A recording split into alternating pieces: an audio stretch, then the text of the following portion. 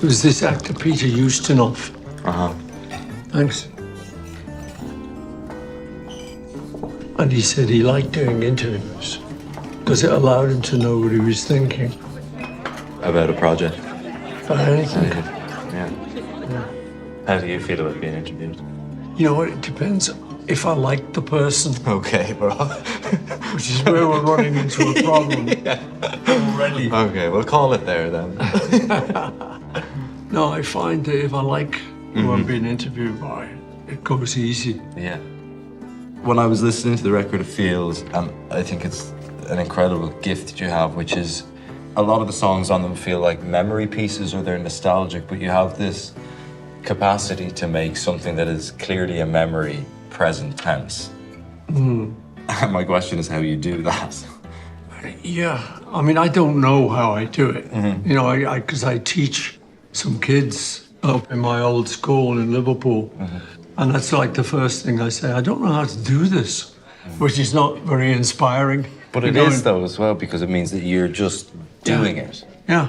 Yeah. I haven't got a formula. Yeah. And they used to ask me, John, you know, well, how do you do it? Is who writes the music? Who writes the words? We said, I don't know, we just, you know.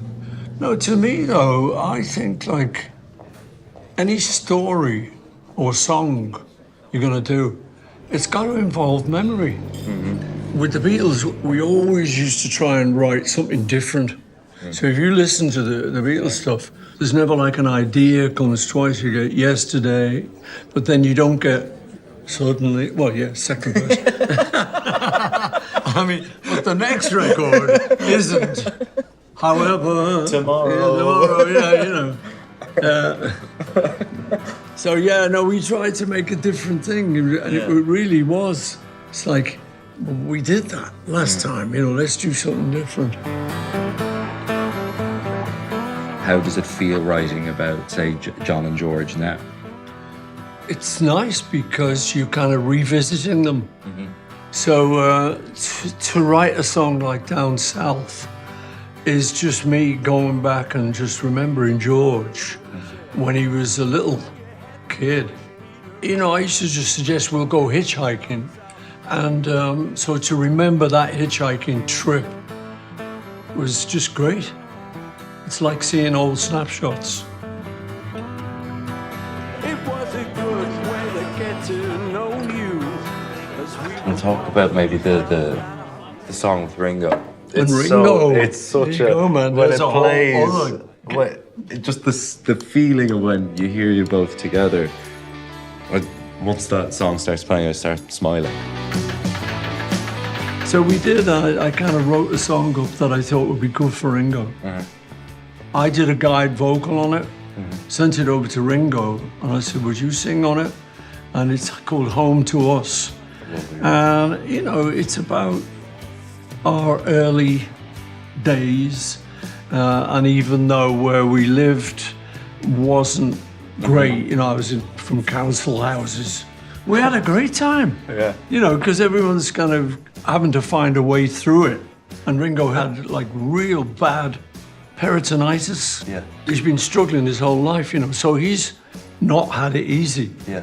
It's so Heartwarming, and it's a brilliant song.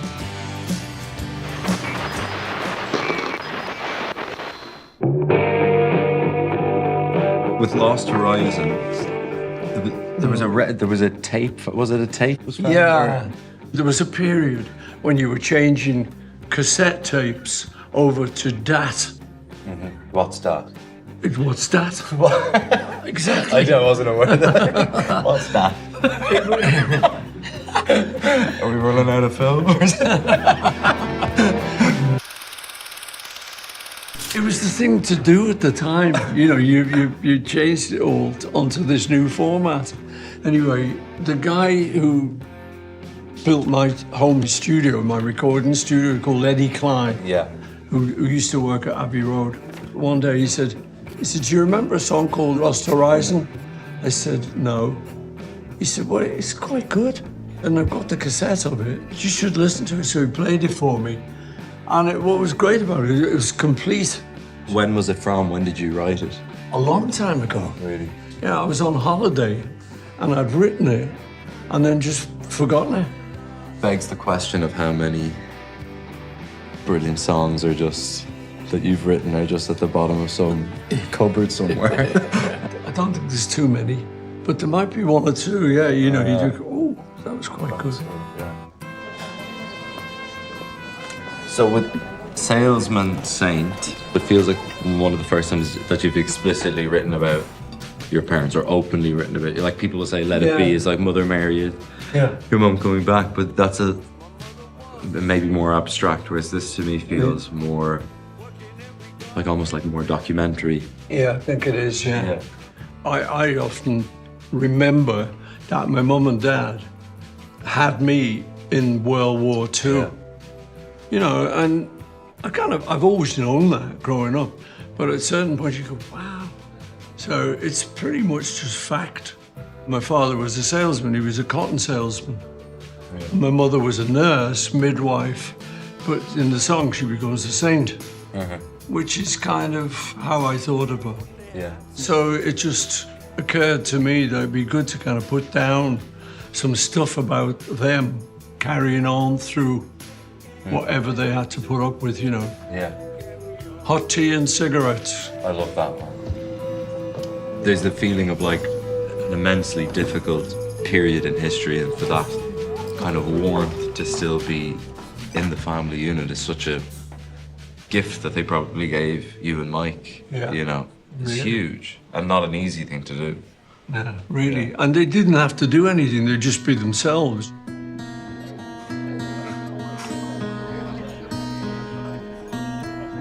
Days We Left Behind is, I love so many songs on the record, but that's my personal favourite. And I think it just, Great.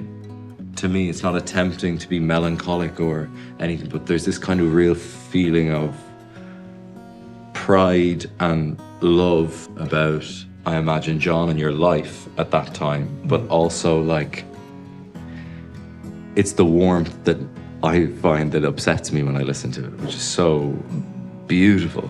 Yeah, It's so a funny beautiful. thing, that, isn't Yeah. it? Yeah. The collaboration you have with them all and the relationship that you had with John, it's such a full, brilliant, complicated thing. And where's your heart with all of that now? Looking back on your life, you know, I ran into this guy called John Lennon. And he was kind of fighting life. He'd had a lot of trouble. His dad had left home. His mum had got run over. And it's, you know, he had a lot of trouble in there, you know. So he was putting up a shield. So he was very witty, very, you know, biting. And then when it came to writing, that kind of relationship stayed there, you know. So on this record, I might even refer to him in my mind. yeah. You know, as if we're still writing together. I'll write something and go, what's that? You know, is that any good? And you're talking to him. Kind of, in my mind, you know. And, you know, sometimes I get away with it. Sometimes you say, no, it's shit. That's mad. But, you know, his spirit's sort of still Yeah. in me. And I'm very glad of that, you know. And George, too. Yeah. Thanks, man. I really appreciate that. That's so cool. So cool. Looking back at white and black, reminders of my past. Smoky bars and cheap guitars, but nothing built to last. Nothing ever stays. Nothing comes to mind. No one can erase the days we left behind.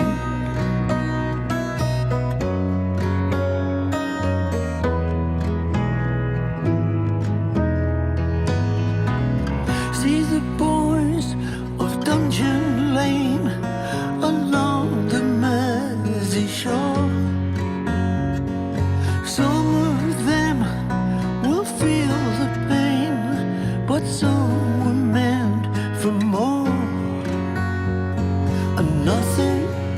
stays the same. No one needs to cry. Nothing